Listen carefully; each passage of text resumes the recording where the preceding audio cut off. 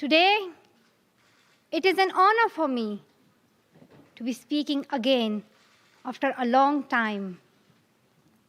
Being here with such honorable people is a great moment in my life.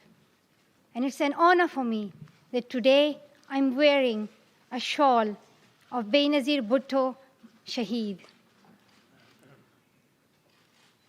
I don't know where to begin my speech.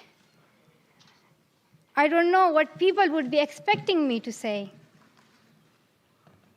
But first of all, thank you to God, for whom we all are equal. And thank you to every person who has prayed for my fast recovery and a new life.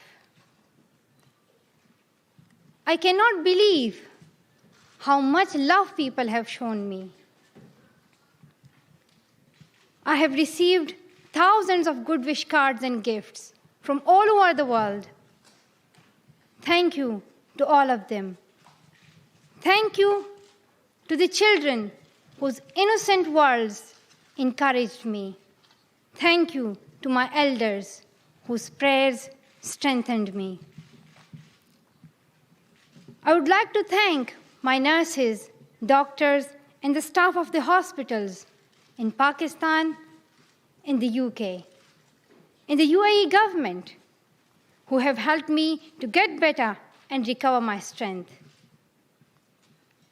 I fully support Mr. Ban Ki-moon, the Secretary General, in his Global Education First initiative, and the work of the UN Special Envoy, Mr. Gordon Brown, and the respected President, General Assembly, Wok Yaramich. I thank all of them for their leadership that they continue to give. They continue to inspire all of us to action. Dear brothers and sisters, do remember one thing. Malala Day is not my day. Today is the day of every woman, every boy, and every girl who have raised their voice for their rights. There are hundreds of human rights activists and social workers who are not only speaking for their rights, but who are struggling to achieve their goal of peace, education, and equality. Thousands of people have been killed by the terrorists, and millions have been injured. I'm just one of them. So here I stand. One girl among many. I speak not for myself, but for those without voice can be heard. Those who have fought for their rights. Their right to live in peace. Their right to be treated with dignity. Their right to equality of opportunity. Their right to be educated. Dear friends, on the 9th of October 2012, the Taliban shot me on the left side of my forehead. They shot my friends too. They thought that the bullet would silence us, but they failed. And out of that silence came thousands of voices. The terrorists thought that they would change my aims and stop my ambitions. But nothing changed in my life except this. Weakness, fear, and hopelessness died. Strength, power, and courage was born.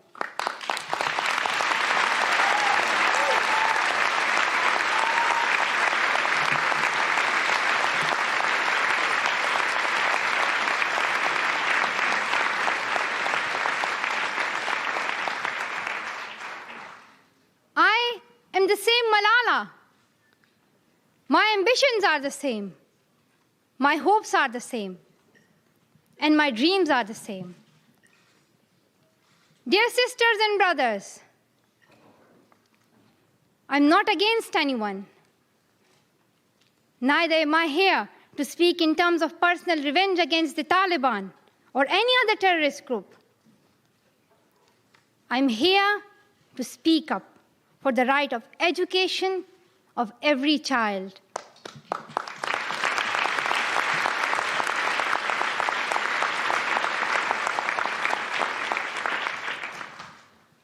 I want education for the sons and daughters of the Taliban and all the terrorists and extremists. I do not even hate the Talib who shot me. Even if there is a gun in my hand and he stands in front of me, I would not shoot him. This is the compassion that I have learned from Muhammad, the Prophet of Mercy, and Jesus Christ and Lord Buddha. This is the legacy of change that I have inherited from Martin Luther King, Nelson Mandela, and Muhammad Ali Jinnah. This is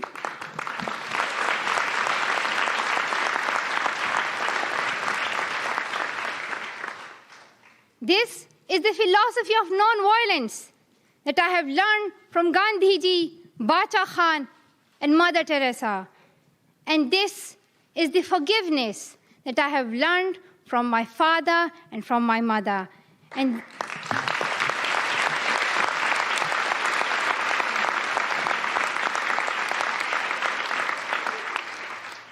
this is what my soul is telling me. Be peaceful and love everyone. Dear sisters and brothers,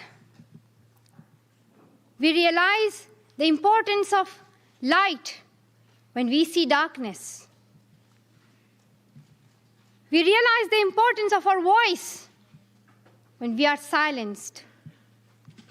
In the same way, when we were in Swat, the north of Pakistan, we realized the importance of pens and books when we saw the guns. The wise saying, "The pen is mightier than sword," was true. The extremists were and they are afraid of books and pens. The power of education frightens them. They are afraid of women. The power of the voice of women frightens them. And that is why they killed 14 innocent students in the recent attack in Quetta. And that is why they killed female teachers and polio workers in Khyber Pakhtunkhwa. That is why they're blasting schools every day, because they were and they are afraid of change, afraid of equality that we will bring into our society. And I remember that there was a boy in our school who was asked by a journalist, "Why are the Taliban against education?" He answered very simply by pointing to his book. He said, "A Talib doesn't know what is written inside this book." They think that God is a tiny little conservative being who would send girls to the hell just because of going to school. The terrorists are misusing the name of Islam and Pashtun society for their own personal benefits.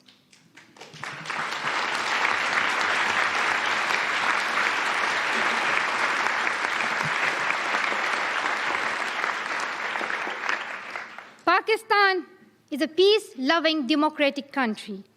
Pashtuns want education for their daughters and sons.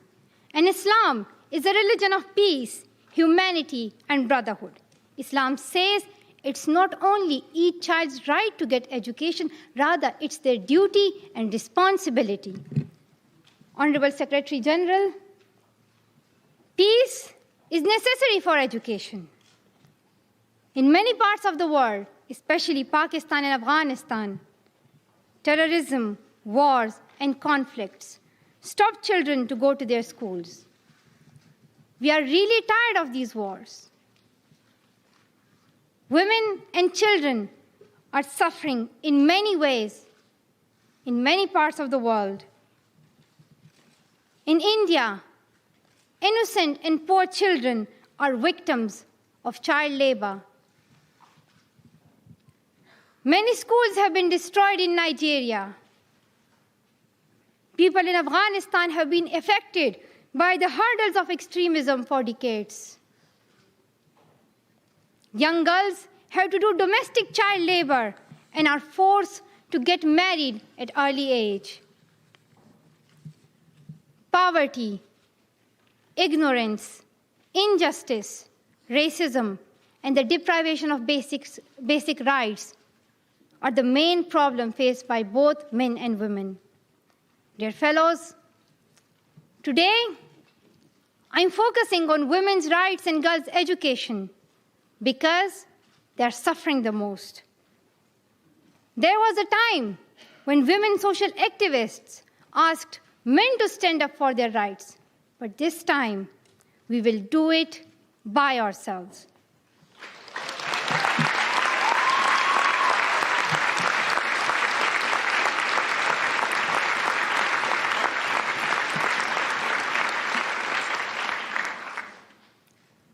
I'm not telling men to step away from speaking for women's rights.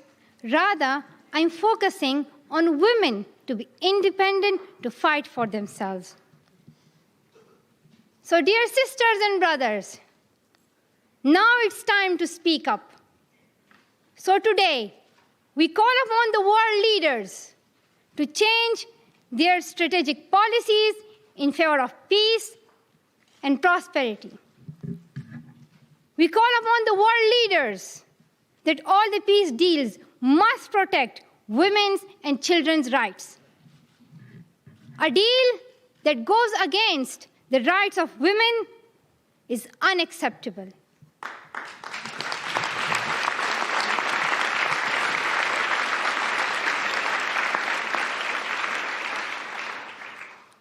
We call upon all governments to ensure free, compulsory education all over the world for every child.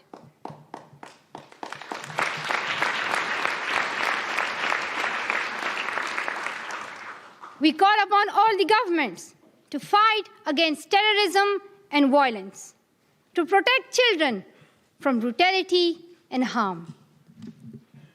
We call upon the developed nations to support the expansion of educational opportunities for girls in the developing world. We call upon all the communities to be tolerant, to reject prejudice based on caste, creed, sect, color, religion, or gender, to ensure freedom and equality for women so that they can flourish. We cannot all succeed when half of us are held back. We call upon our sisters around the world to be brave, to embrace the strength within themselves and realize their full potential. Dear brothers and sisters, we want schools and education for every child's bright future. We will continue our journey to our destination of peace and education. No one can stop us.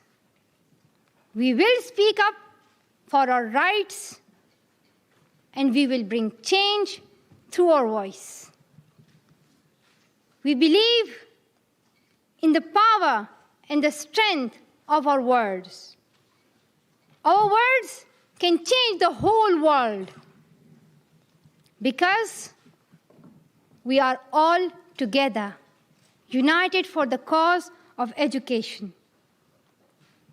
And if we want to achieve our goal, then let us empower ourselves with the weapon of knowledge, and let us shield ourselves with unity and togetherness. Dear brothers and sisters, we must not forget that millions of people are suffering from poverty, injustice, and ignorance. We must not forget that millions of children are out of their schools. We must not forget that our sisters and brothers are waiting for a bright, peaceful future. So let us wage a global struggle against illiteracy, poverty, and terrorism. Let us pick up our books and our pens. They are our most powerful weapons. One child, one teacher, one book, and one pen can change the world. Education is the only solution. Education first. Thank you.